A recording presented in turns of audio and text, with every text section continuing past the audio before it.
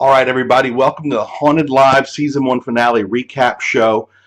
Tonight, we are going to go back over a lot of the evidence from the Haunted Live season finale investigation of the Bell Witch legend. As you guys know, in case you don't know, I am the social host of the show, James B. McDaniel. You can follow me online everywhere at Peppermint Fatty, Fatty. And after every episode, I always try and go into the actual property that was investigated with the guys, with Doogie, Porter, Chris, Brandon, Mike G, and discuss everything they experienced during the episode, what we saw during the episode, and what you guys at home saw and heard during the episode. My beard is just out of control right now. Clearly not ready for TV or for prime time.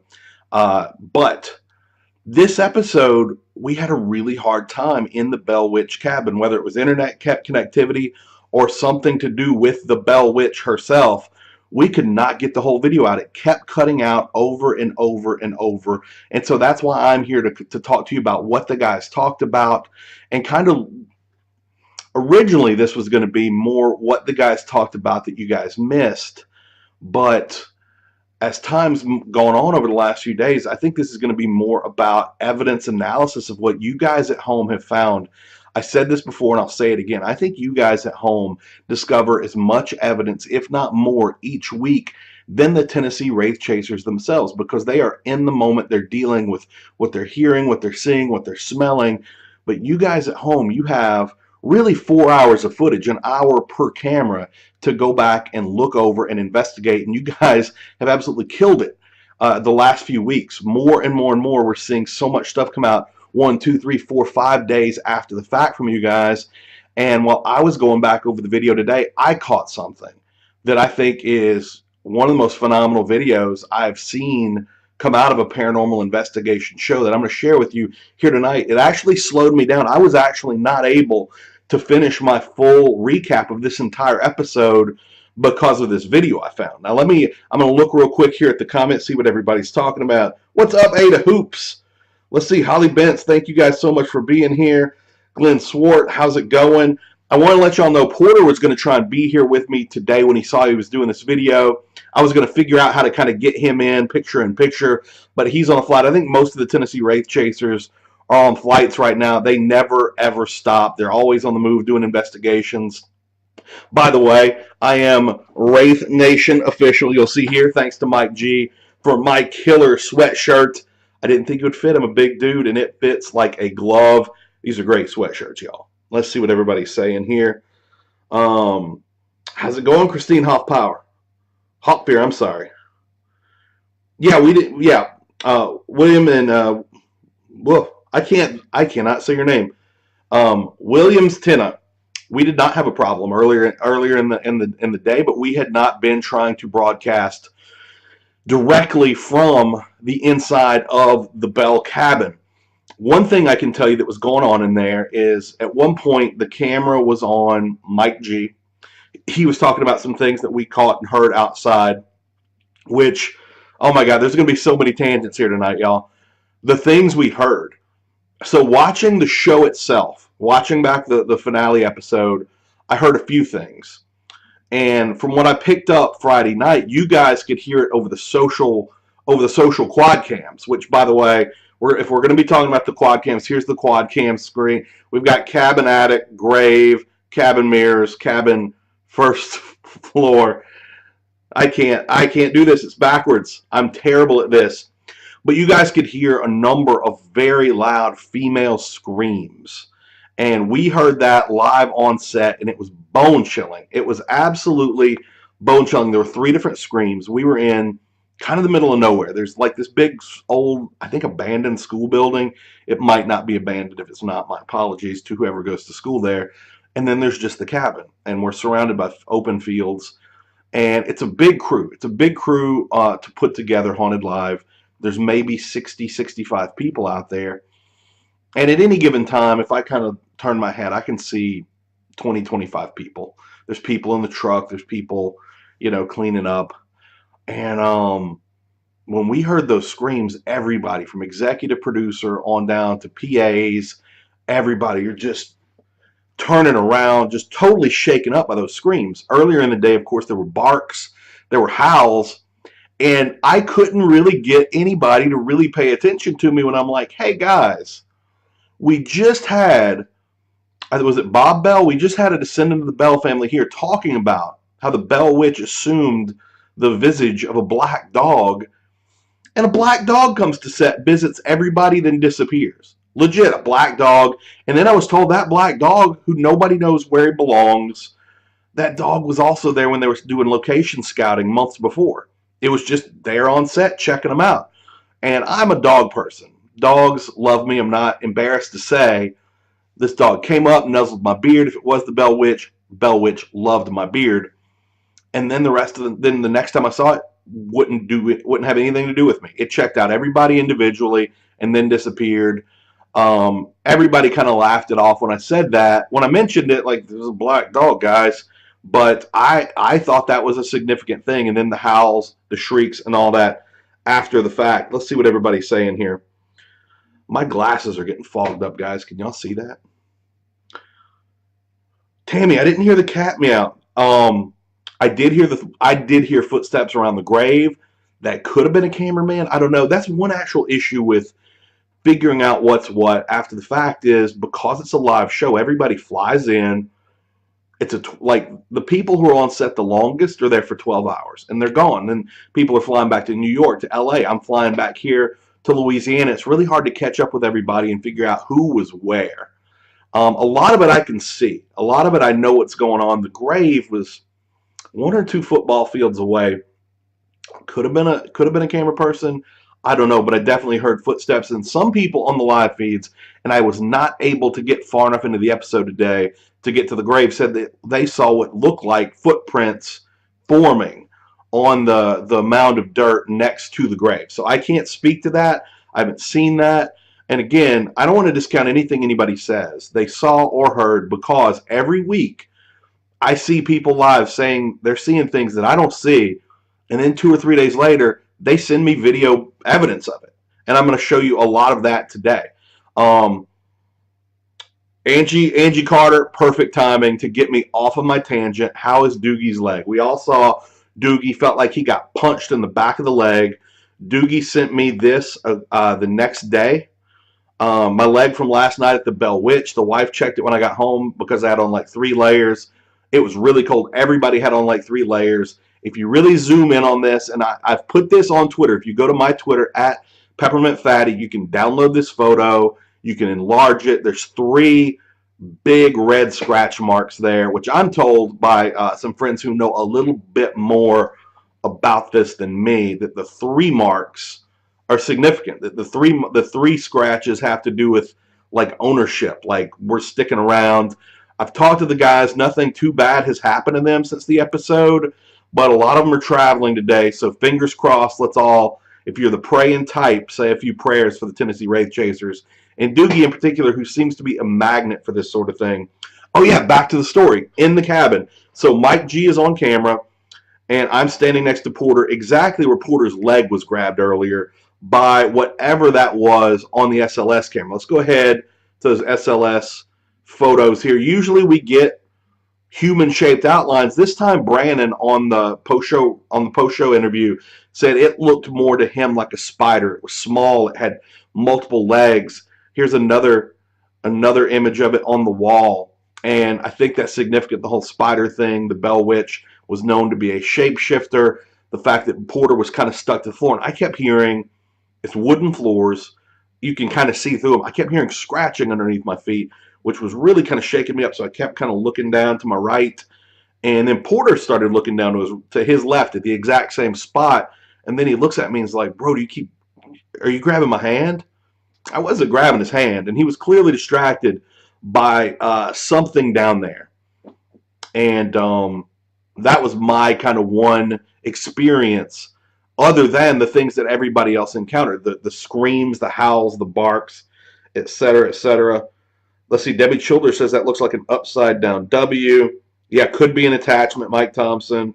Let's see, we have actually a lot of stuff to go through here. So let's jump ahead real quick. She wasn't on long. What did you guys think of Lindsay Gray, our very own resident witch we brought in to discuss the Bell Witch, which The Bell Witch doesn't really sound that much like a witch to me, and that's a big part of the enduring mystery is, what is the Bell Witch? Is it a witch? Is it the spirit of a witch? Is it just a spirit? Is it a demon? Nobody's quite sure what the Bell Witch is because it seems so powerful, so enduring. And in the Bell Witch story, in the legend, which is maybe the most well-documented ghost story in American history, even experienced by future President Andrew Jackson, it can do a lot of things. It can do way more things than we usually see in these hauntings, in these ghost stories. Let's see. I'm catching up with everybody. Jamie Williams says 3 scratches makes one of the Trinity, the Father, Son, Holy Spirit. That makes sense. Yeah, Alexa Rogers, safe travels to the Tennessee Wraith Chasers. If you guys thought what I showed you was creepy, you've got some things in store for you here in a second. Let's see. Yeah, Jan Lewis Gilbert. That's one thing I would love to go over all the audio tonight, but I have 2 videos I'm going to attempt to show you. This program I use is not great with sharing video. You can share it, but it's not great because I would love to bring in all the sounds. And at one point we had Porter over one of his devices. It says, and this was not Chris. This wasn't one of the other guys. Like, we know their voices. It says everything is still all right, or something to that effect. And that was really creepy. It was really clear. And one of the things Porter pointed out is I think that one, and a couple of other things we heard, they sounded like whispers to him. I think that sounded like a whisper to him, very, very faint. But to us, it was super loud. And that's really, really interesting in and of itself. So now we're going to get to the video that I captured earlier. The video I captured earlier today, comes immediately after the guys do the summoning ceremony, where they say 7 times into the mirror, I don't believe in the Bell Witch. In fact, we have actually 2 different things we're going to explore tonight that came immediately after that ceremony or during that ceremony. So when I switch scenes here again, we're going to go immediately into the video. Now, earlier when I was testing this out, a lot of times it would freeze. If it freezes, you will see me go into my files right here, re-add the video, because I want you to see this video. What you're going to be looking at is you're going to see Chris, and just to his right is just to the video right is Porter. And Chris is holding 2 candles.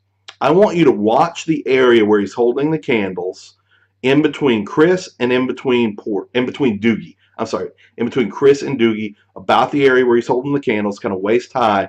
That's where I want you to watch. Hey, A&T Paranormal. A&T Paranormal shared a video with us earlier on Twitter. They are at AT_paranormal on Twitter.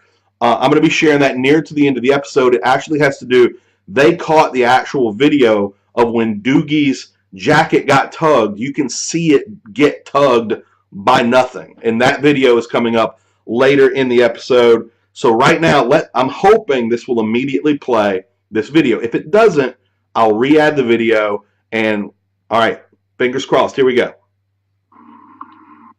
Here we go. All right, this is about to change scenes. This is right after they blew out the candles. Now watch when we change scenes here. Watch where Chris is holding the candles. All right, right there. You see in between him and Doogie. Watch very closely. It's going in slow motion. Boom. What is that? What was that popped up in between them? Because now just after, there's nothing behind them in these videos. So here we go. Here's the video still of what I caught there. Look at that. It looks like a person in a mask or a faceless being. Whatever this is, immediately after, Porter starts talking about, did you see the shadow? Did you see the shadow? And again, remember, they're in pitch black dark right now. I believe that thing is the shadow that Porter is referring to. Now, there is a cameraman in the room, but he is over behind. You see him in kind of the next scene. He is way over behind Brannon, and he's not wearing anything like this. He is wearing dark colored materials that show up dark colored in this IR view. And you get a view of the entire room immediately after this. In fact, this is 1 millisecond later. They immediately cut scenes to this. You cannot see anything dressed like that or whatever color that was in any of these three mirrors. All right, I'm glad you guys are getting the same reaction as me. That kind of, it creeped me out. It really blew my mind, and I wanted to see, is that a person? Like, who would be back there? Who would kind of creep up like that? Is it, no camera person's going to have their face covered, not the front or the back. The only camera person in the room was on the other side of the room wearing dark materials. You can see that if you go back and watch the show. You see the camera person. You see what they're wearing, and whatever this was, the face, the torso, it was all the same color. And I'm going to go back to that video still right there. You can see the face. You can see that it's not really working as I'm pointing to my screen. You can see a shoulder. They're the same color, and that's not what the cameraman in the room is wearing. And there's nobody else in that room. That I can attest to. All right, let me go back to my full screen here as I talk to you guys.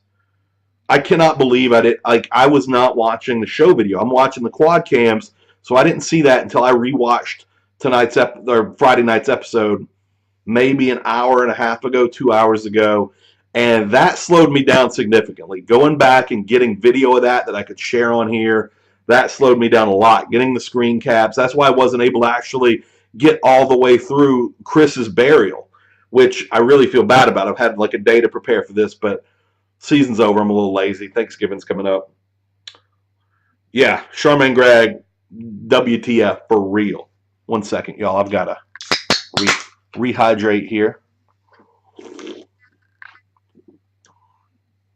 Ada Hoops, they did say she could be in the form of a child. In fact, I believe she presented herself in the form of a child a number of times. One of the things I'm interested in, tonight we're going to go back, watch some documentaries. I have a great old, I don't know if you guys ever listened to Coast to Coast AM with Art Bell. Art Bell may be the greatest paranormal interviewer of all time. He used to come on midnight to 4 a.m. Central on 600 radio stations around the country. He actually has an episode from June of 2002 about the Bell Witch that I've been listening to. I'm almost done. But one of the things I'm interested in is when Porter, back in the day in the 1800s, that Porter attempted to throw the Bell Witch into the fire, what was the Bell Witch embodying? Was it a child? Was it an animal? Was it a full-grown woman?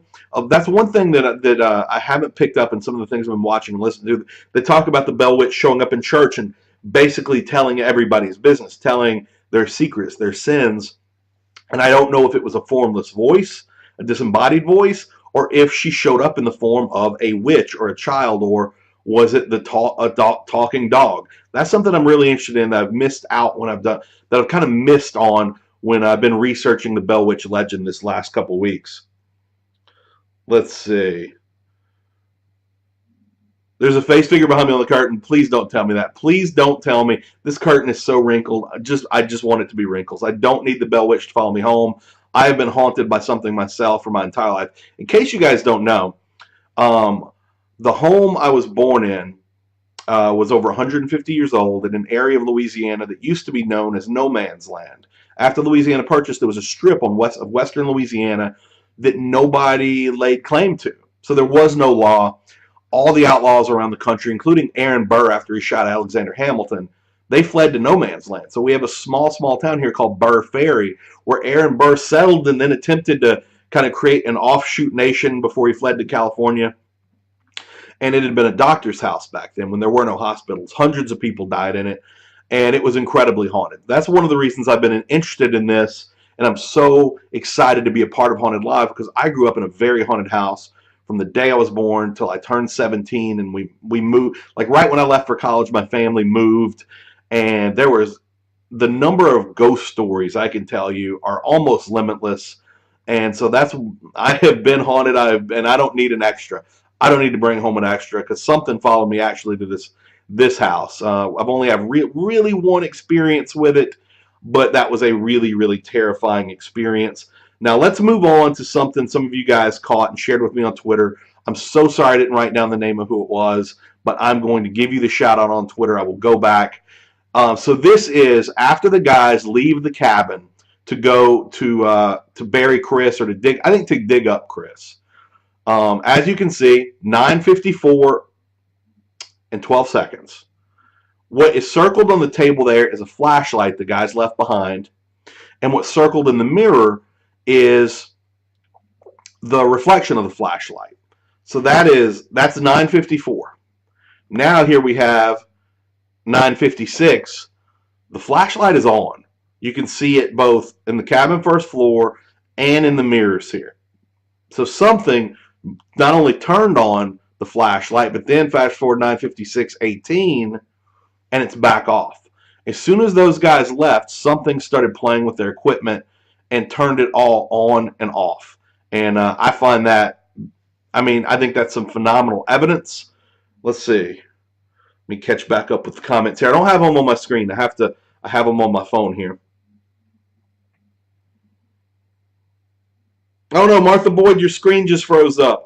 Hopefully you'll be able to come back and watch this. It's all archived, and it shouldn't freeze up when we're no longer live. Let's see. Okay, so left side. So I'm assuming you mean over here is where you guys see the face. Is it? I can't point. I can't point. Is it up here? Is that where you guys are seeing the face? Oh, I don't need this in my life. Not now. But, all right, so I think this is great evidence. It's just not that dynamic because I have the video. But this is great evidence right here that the flashlight is off. It turns on its own, and then it goes back off. But let's go back to the mirrors for a second. I discussed the mirrors. Let's go back to them. Here is, let's see. This is just me. All right, here's the first photo. This is Doogie in the mirror. You can see all Doogie's clothes look white in the IR. You can see his hand kind of right here. And a lot of people saw this image that was shared on Twitter and thought, I'm sorry, my beard's distracting me, guys. It looks like a thing in the mirror. And I shared it on Facebook, this photo, and a lot of people saw it. A lot of people didn't see it. But Lewis Wiseman, who is a member of, I think, Friends of Tennessee Wraith Chasers, a group like that on Facebook, he took it and he enhanced it, and he perfectly enhanced what it was I was seeing and a lot of other people were seeing in this image. Here we go right now. Look at that. Right under Doogie's shoulder, it looks like big, thick eyebrows, a prominent nose, lips, maybe some kind of a beard or shadow. And if you go all the way down, to me, it looks like feet. It looks like it could be a female. It could even be a female turning into a dog due to the strange facial features. But I see something there. That doesn't mean there's something there. That's just one layman's interpretation, one lifelong paranormal fan's interpretation of what I'm seeing here. Do you guys see it? I'm going to leave this up here. I'm going to look at the comments, see if you guys see what I'm talking about. Marion Logan is seeing it. Yep. Corna Nelson. Ellen Niska sees it. There's an image of a person over my right shoulder. Huh. You guys are starting to freak me out here. All right, I have to live with these curtains right here. This is not going to go well. Laurel Tobin, I do think it does look potentially Native American. Again, it's so pixelated. It's so like this is a photo of the screen, and it probably I'm going to attempt to get a better picture of this. I'm going to take some screenshots myself. See if I can enlarge them. Again, this is a photo of a photo. That was the best, quickest way for me to get this on the screen for you guys today. Let's see. Michaela McCoppin says, hey, Patty. It's Fatty. How dare you? Patty's fine. I took some screenshots of the season finale. Looks like the light coming from the left of the table. Can I send that to you? Yes, hit me up at Peppermint Fatty or James B. McDaniel here on Facebook. DM them to me, and I will check them out, and I will share them on all my social media. I think this is the last Haunted Live video I'm going to be able to do for this season, which I really hope we have a season 2. And if we do, I really hope it soon. I really love this job. I love this show, and I love working with the Tennessee Wraith Chasers. But all you guys follow me. Instagram's my favorite. Follow me on Instagram. Follow me on Twitter. If you want to follow me on Snapchat, have at it. Follow me on Facebook. I'm accepting...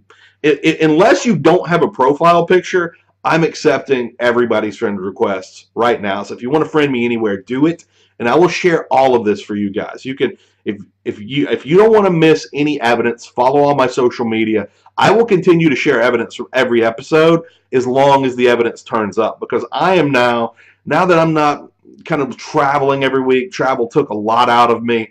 I am going back over all the videos. I'm going back over all the live feeds. I'm seeing what I can pull out. I found that video here today in just a couple of hours.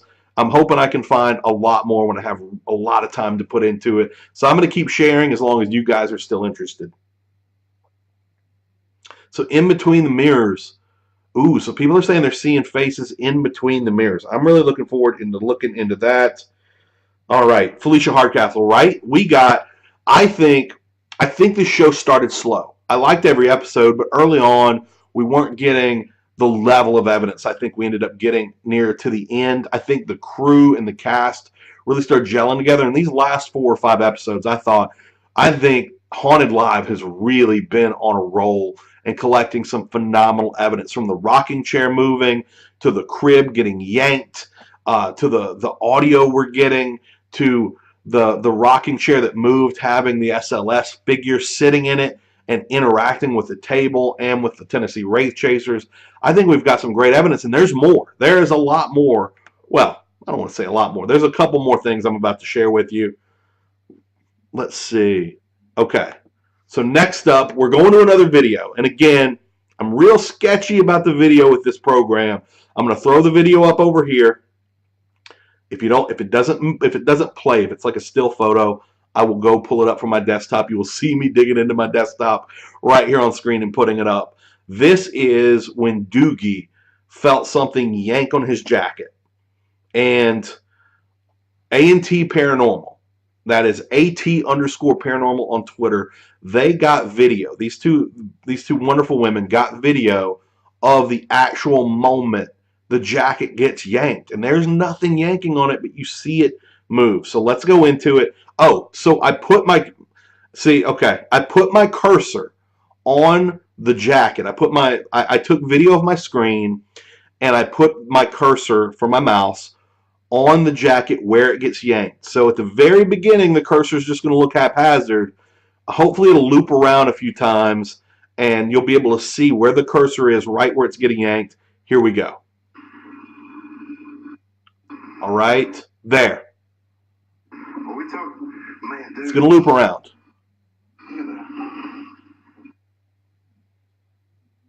There. You see it? Did you see it get yanked? We're going to keep it playing. We're going to keep going a couple times. And you see that crease? It pops out. The crease of his jacket pops out. It's looking like it is kind of frozen up on us. Oh, there we go. All right, I'm going to get out, and I'm going to go back to watch it one more time through. Hopefully this works. Here we go. See the crease? It's going to go boom. There we go. And he felt that. He totally felt that. Man, dude. There's no way for him to just do that on his own. Man, dude. I think that's some killer evidence. And thank you again to A&T Paranormal.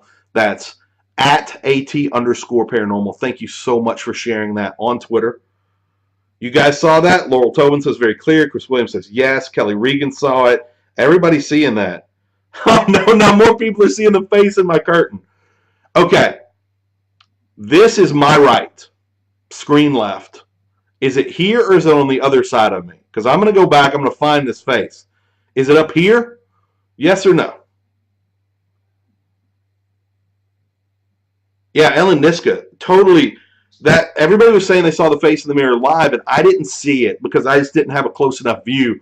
And afterwards, that thing is really, really creepy. Trisha Ann Neagle, I am screen capping this, and as soon as this episode is over, I will find you. It's James capital B McDaniel, because on IMDb, Internet Movie Database, where I have just the worst IMDb ever, there's already a James McDaniel, a guy who was on NYPD Blue, so I'm James B. McDaniel. If you type that in, you should be able to find me. If not, I screen cap this. I will come find you, and I will friend you afterwards. Felicia Hardcastle says, yes, but it's wrinkles. Yes, this is a Very, very wrinkled curtain. I need to iron it, but I'm terrible at ironing. Maybe worse at ironing than anything else in my life. When I try and iron shirts, I burn myself. I iron new wrinkles into the shirts. The key reason I should probably get married. That's probably sexist. No, I'm joking about that. Um, let's see. What's everybody else saying? I was touching it. So when my finger was up, I was touching it.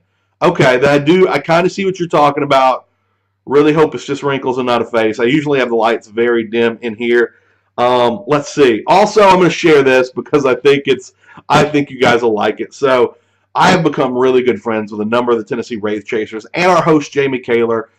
Specifically, Jamie and me and Mike G are always outside while the guys are inside. And last week we did use this program with the graphics and everything Friday night to do our pre-show. And Jamie and I had to get it really tight. And my friend Megan from Travel Channel DM'd me this picture right here. Oh no, I didn't share. Oh, hold on. Here we go. This picture right here. Uh, she says we have a growing bromance. Do love Jamie Kaler, love Porter, love Mike, love all the guys, and I'm really, really gonna miss working with them every Friday. And as I'm sure you guys are gonna miss being a part of the investigation every Friday. I truly think what Haunted Live is doing with having 100,000 people at home or more participating in the live investigation every week is the reason we're turning up this level of evidence, even on a traditional ghost investigation show. You have one or two people looking through the video. We have 100,000 people every week looking through all these hours of video, and so many thousands of you are looking through this all week long, and that's how we're turning up this level of evidence. Is we have the manpower, we have the eyes, and I think we're just hitting our stride. So if you want to see more of Haunted Live, let the Travel Channel know. Find an email address to email them. Hit them up on Twitter. If they get enough on Twitter, the right people will know. But I think we can make some real discoveries going forward in the world of paranormal investigations as a team. The Tennessee Wraith Chasers, me, Jamie Kaler, and you guys at home. Again, you guys have led the investigation all season, and I think you're just coming into your own in these last 2 weeks with all the evidence you've turned up. There's a lot more stuff that I wish I could share from last week that I have up on my Twitter, and if you haven't seen it, message me on Twitter and say, hey, show me the evidence from last week, and I'll put it up. I'll put it back up on Facebook because I am in this for the long haul with you guys, and I just want to thank you from the bottom of my heart for letting me be a part of Wraith Nation, for letting me be a part of Haunted Live, and for being amazing friends and really co-workers as we're discovering all this evidence together. So thank you so much. Keep following me. I have some really cool podcast information coming up. Jamie Kaler and I are going to start doing one together.